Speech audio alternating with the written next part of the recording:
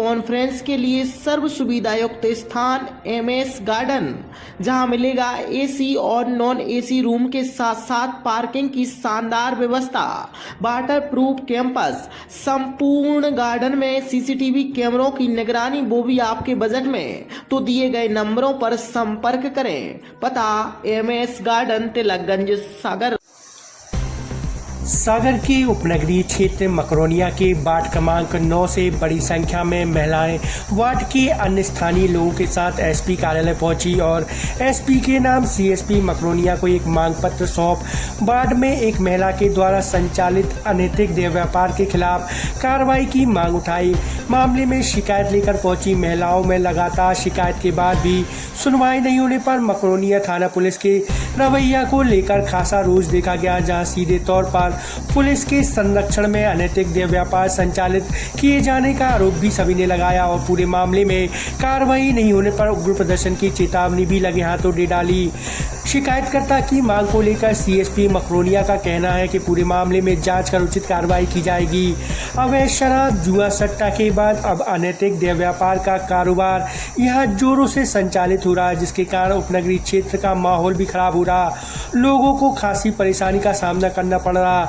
जिम्मेदार मौन है, कोई कार्रवाई सामने नहीं आ रही, जिससे लोगों में आक्रोश के स्वर मुखर हो रहे, जो किसी बड़ी चिंगारी का रूप अख्तियार कर पुलिस प्रशासन की मुश्किल बढ़ा सकते हैं। हम लोगों के यहाँ पे एक ममता जाटा रहती हैं, जो 10-15 साल से वहाँ मतलब वेश्यावृत्ति और देह व्यापार चलाती हैं, जिसके खिलाफ हम लोगों ने पहले भी काफ़ी आवेदन दिए हैं, कोई नहीं सुनता।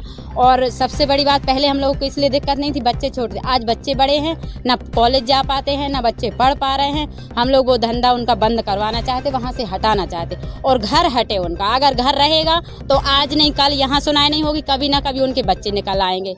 पहले हम लोग सोचते थे कि चलो ये 2-4-10 साल बूढ़ी हो गई, बंद हो जाएगा, अब उनके बच्चे करने लगे हैं। हम लोग ना काम करने जाते हैं और जाएं तो बच्चों को मारने की धमकी। अब हम लोगों के बच्चे आधी रात को आते, होटल में काम करते, बोलती हैं एक्सीडेंट करवा देंगे या फिर कहीं दुनिया भर के भूतापंती दुनिया जमाने के नाटक करवाती हैं और हर कोई परेशान है। और हम लोग काम करने जाते हैं तो हम लोगों को इतनी गंदी बोलती हैं, हम लोग सिर्फ वही कर रहे हैं जो वो कर रही, और इतने गंदे शब्दों में बोलती हैं कि बहुत दिमाग खराब होता है। और अगर आज सुनाई नहीं होगी ना, हम लोग आगे जाएंगे, रोड बंद करेंगे, शहर बंद करेंगे, जो करना होगा वो सब करेंगे। लेकिन इसकी शिकायत कल कराई थी, लेकिन कोई सुनवाई नहीं हुई। पुलिस वालों ने रास्ते में घर से उल्टी रिपोर्ट कर दी, जिसके खिलाफ, जिसके बच्चों को मारने की धमकी दे रही थी। हम लोग दुर्गा जी बिठा लेते, कोई खराब काम नहीं कर रहे थे, जिसके प्रति उन्होंने खूब 10 दिन गाली दी हैं, पर हम लोग उस 10 दिन शांत रहे। उसके बाद लास्ट में ये गाली दे रही थी कि उनके बच्चों को मरवाएंगे।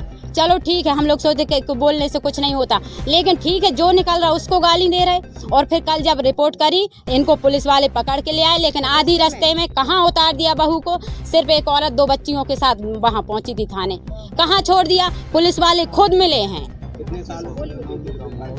इतने सालों से सब बोलते हैं, लेकिन बात यह है भैया, हम लोग क्यों नहीं की। पुलिस आती थी, पैसे हम लोग तो देखते थे, पुलिस तो 2-2, 3-3 गाड़ी भर के आई, पकड़ के ले जा रही, लड़कियां निकल रही, आदमी निकल रहा, इस तरह हम लोग सोचते थे अब तो बंद हो जाएगा।